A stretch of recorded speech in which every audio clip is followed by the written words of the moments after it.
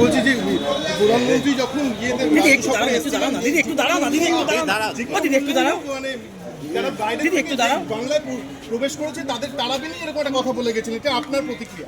আচ্ছা, ওনার তো আমার কাছে একটা পরিষ্কার প্রশ্ন যে ওরা খালি বলে যাচ্ছে অনুপ্রবেশকারী অনুপ্রবেশকারী অনুপ্রবেশকারী।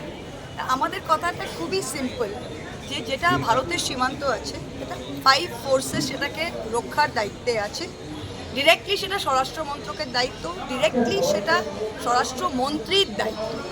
তা প্রধানমন্ত্রী 15ই আগস্টে তিনি লালকেল্লায় দাঁড়িয়ে বলছিলেন যে অনুপ্রবেশকারী যে ভারতের যে আমাদের জনবিন্যাসটা নাকি সেটা জনগণ বিন্যাস সেটা নাকি বদলে যাচ্ছেন, ডেমোগ্রাফিক একটা চেঞ্জ হচ্ছে, এইসব বলছিলেন। তিনি যখন এই কথাগুলো বলছিলেন প্রথম সারিতে তার স্বরাষ্ট্রমন্ত্রী নির্লজ্জভাবে দাঁড়িয়ে হ্যাঁ হ্যাঁ করে তিনি হাততালি দিচ্ছেন।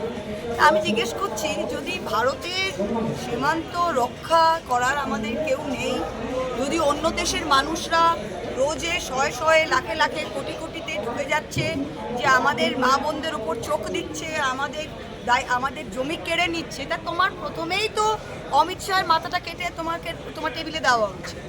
যে স্বরাষ্ট্রমন্ত্রী এবং যে স্বরাষ্ট্রমন্ত্রক দেশের বর্ডারকে রক্ষা করতে পারে না, যে প্রধানমন্ত্রী নিজেই বলছে যে বাইরে থেকে লোক এসে আমাদের মা বোনদের দিকে নাকি চোখে নজর দিচ্ছে, নাকি কি চোখ মেলাতা হিন্দিতে কি একটা বললো নাকি শব্দ, আমাদের জমি দখল করে দিয়েছে, ভাই তার দোষটা কার? দোষটা আমাদের না দোষটা আপনার? এখানে বিএসএফ তো রয়েছে, বিএসএফ তো কি আমরা বিএসএফ এর ভয় থাকি ভাই?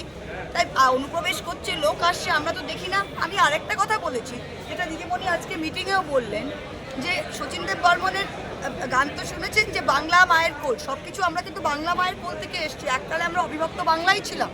এইটা যে হয়েছে 71-এর পরে যেটা এসছে, আমাদের ভাষা এক, আমাদের মানুষ এক। এই প্রথম সরকার যেটা দেখলাম, বাংলাদেশ অনলি ফ্রেন্ডলি কান্ট্রি ছিল। আমরা তো আজীবন এখানেই এই এরিয়াতেই আছি, তাই এখানে আমরা বাংলাদেশ অনলি ফ্রেন্ডলি কান্ট্রি ছিল। সেখানে দাঁড়িয়ে আজকে আপনারা বাংলাদেশিদের ডিমোনাইজ করে নিয়েছে। আমরা কি হয়েছে, ভারতবর্ষের প্রত্যেকটা বিজেপি নেতা এমন করছে যেন বাংলাদেশের মানুষ সবাই নাকি বদ, বাংলাদেশের মানুষ অসভ্য। কই, আমরা তো কোনোদিন এটা দেখিনি। বাংলাদেশের সরকারের সাথে কোনো প্রবলেম হতে পারে, কিন্তু বাংলাদেশের মানুষ তো আমাদের ভাই বোন, বাংলাদেশের মানুষ সবার পরিবার পরিজন আছে বাংলাদেশের মানুষদের। এটা কি কথা? তা এই যে মানুষের মধ্যে সবসময় ভেদাভেদ সৃষ্টি করার, এই যে ডেমোগ্রাফিক বলছেন, এটা কি? এটা শুধু পরিষ্কার ভাষায় মুসলমানদের ধরে পেদাও, আর কিছু নয়।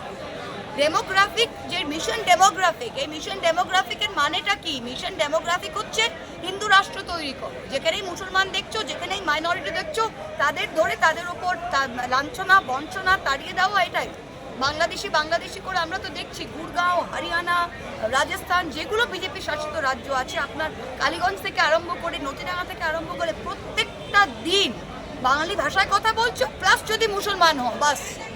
জানি ভাবতে পারছেন আজকে কি এনআরসি চালু করতে চাইছে? আরে ঘুরিয়ে কি এনআরসি চালু করতে পারছে? তিনি তো সিএ করেছেন। সিএ তো এত ঘটা করে করলেন যে সবাই লোক নাকি অন্যান্য দেশ থেকে, পার্শ্ববর্তী দেশ থেকে সব হিন্দুরা নাকি নাচ করতে করতে সব এখানে আসবেন। কই, এনআরসি তো সিএ তো চালু হয়ে গেল। 2000টা লোক পর্যন্ত ইন্ডিয়াতে এসে নথিভুক্ত হয়নি সিএ এর আন্ডারে। সেখানে দাঁড়িয়ে এটা এনআরসি করতে চাই, ব্যাকডোর দিয়ে, ফ্রন্ট ডোর দিয়ে, সব জায়গা দিয়ে এনআরসি করবে। এখন ভোট আসছে, এখন আবার লাফাচ্ছে। আমরা দেখছি বিভিন্ন ভোটের আগে সমাগম হচ্ছে, উনি যাত্রা করছে, এটাকে কিভাবে সাকসেসফুল? আমাকে কংগ্রেস নিয়ে আর প্রশ্ন করছেন কেন ভাই? আমাদের নিজের পার্টিকে নিয়ে আপনি জিজ্ঞেস করুন। মমতা বালা ঠাকুর বলেছে যে মতুয়াদের হিন্দুত্ব করার চেষ্টা করছে। মমতা বালা বলেছে হিন্দুত্ব করার চেষ্টা করছে মতুয়া বিজেপি। দেখুন, মমতা বালা ঠাকুর তো ঠাকুর বাড়ির বৌমা হয়। মমতা বালা ঠাকুর আমাদের রাজ্যসভার মেম্বার। তিনি নিশ্চয়ই মতুয়ার যে সেন্টিমেন্টটা উনি খুব ভালো করেই বোঝেন।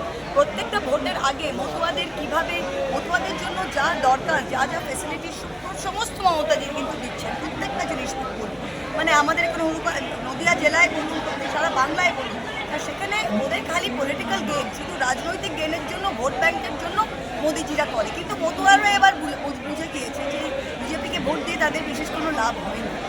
Thank you.